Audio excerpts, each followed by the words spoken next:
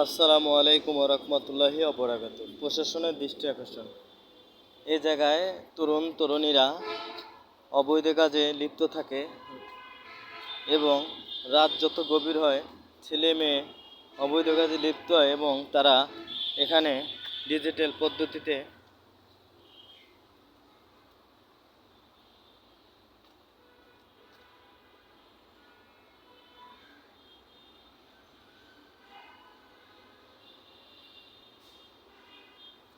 Phensedyl সেবন করে এবং এখানে ইয়াবা সেবন করা হয়।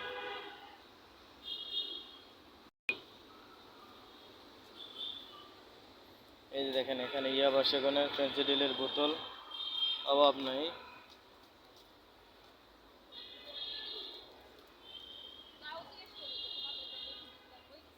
এই জায়গায় রাত যত হয় গভীর হয়ে যায়, আসলে অন্ধকার হয়ে যায়, আর এইসব এই ঝোপে ঝোপে ছেলেমেয়েরা অনৈতিক কাজে লিপ্ত থাকে।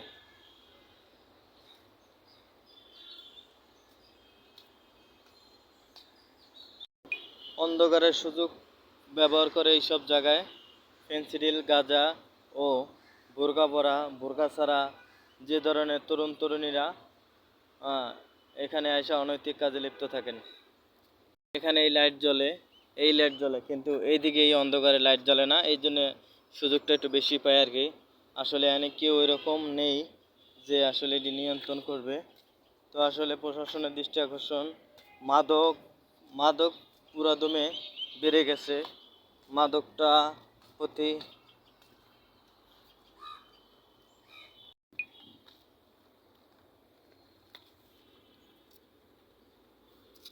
আসলে বুঝতেছি না, অনেক ছবি।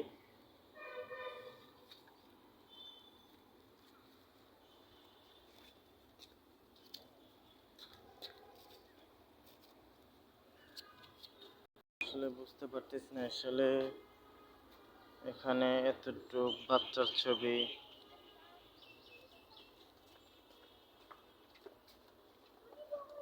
এই মহিলার ছবি, এই মহিলার ছবি,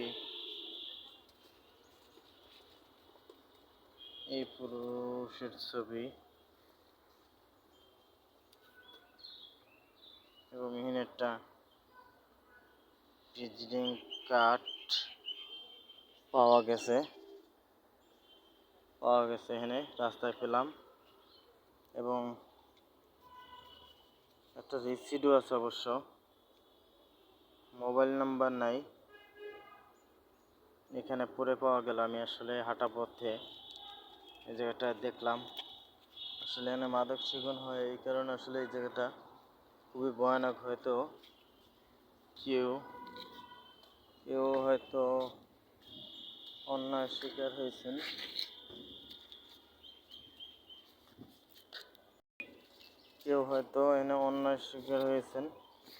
বা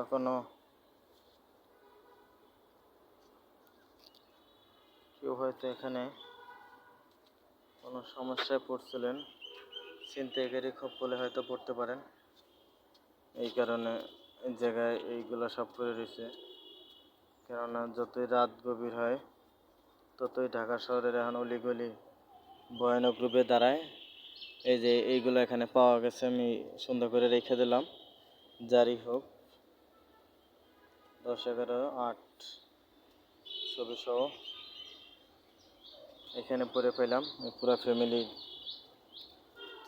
একটা স্টোরি কার্ডও আছে।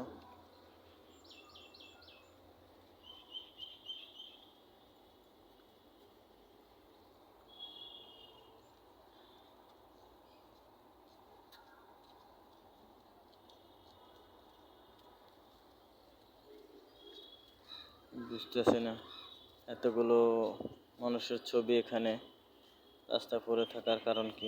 তো রাত গভীর হয় এই জায়গায় নারী তরুণ তরুণীরা অবৈধ কাজে লিপ্ত ও ফেন্সিডিল, গাঁজা এনে সেবন করা হয়।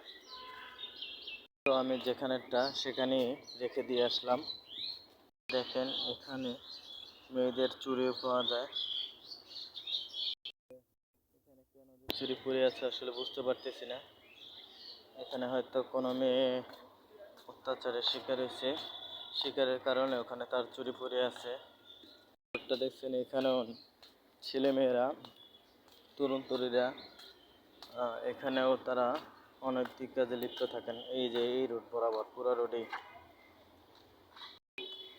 আর রাত্রে যদি ইন্ডিয়া কেউ আসেন সাবধানে আসবেন। এই যে এরাই হলো বড় ছিনতাইকারী। এই যে এখন ঘুমিয়ে আছে, আর রাত্রে ওরা ভয়ানক হয়ে দাঁড়ায় ছুরি মুড়ি নিয়ে। এরা এরা ছুরি টুরি নিয়ে রাস্তায় অ্যাটাক করে টাকা পয়সা নিয়ে যায়। এখানে একজনে মাছ ধরে এবং গাঁজাও বিক্রি করে এখানে বইয়া। এই গোলচত্বর এখানে এখন নতুন একটা চায়ের দোকান বসাইছে। এতদিন তো মাদকের আড্ডা, এখনো মাদক চলে, আর পাশাপাশি এখন চায়ের দোকানের আড্ডা বসাইছে জায়গাটা। এই যে চায়ের দোকানটা, আর এখানে গাজার আসর বসে। কিন্তু সকালবেলার দৃশ্যটা ভালো। সকালবেলা ভদ্র ফ্যামিলিরা এখানে হাঁটাচলা করেন আর কি। যারা ভদ্র ফ্যামিলির, যারা এই ধানমন্ডি এরিয়ার যারা বাসিন্দা বসবাস করেন, সকালবেলা হাঁটতে বেরেন, তারা অবশ্য হাঁটেন। সকালবেলা এই দৃশ্যটা ভালো, কিন্তু যখনই 9টা পার হয়ে যায় তখনই মাদক ও তরুণ তরুণীরা স্কুল ফাঁকি দিয়ে এখানে প্রেমের নামে অনৈতিক কাজে লিপ্ত থাকে সবাই। এই জায়গায় জায়গায় পুরো স্ট্যান্ড।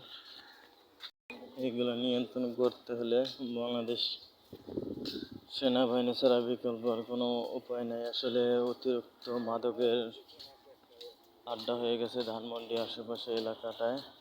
ফেন্সিডিলের বোতল দেখতেই পাচ্ছেন, একসাথে কতগুলো বোতল আপনাদের দেখালাম এর আগে। ভিডিও শুরু থেকে ফেন্সিডিলের বোতল দেখানো হয়েছে। এবং এখানে যেরকম এই যে ছোট ছোট নদী একটু সাইডে একটা সুন্দর বসার একটা বাসা নিয়েছে। এখানে গিটার বাজায় ও গাঁজা একসাথে খায়, আর প্রেমিকাকে কোলে বসাইয়া তারা হরেন টিপে এবং অনৈতিক কাজে লিপ্ত থাকেন। তো আজকের মতন এখানে শেষ। শুভ সকাল। সবাই ব্যাডমিন্টন খেলতেছে। ভালো থাকবেন, সুস্থ থাকবেন। আসসালামু আলাইকুম ওয়া রাহমাতুল্লাহি ওয়া বারাকাতুহু।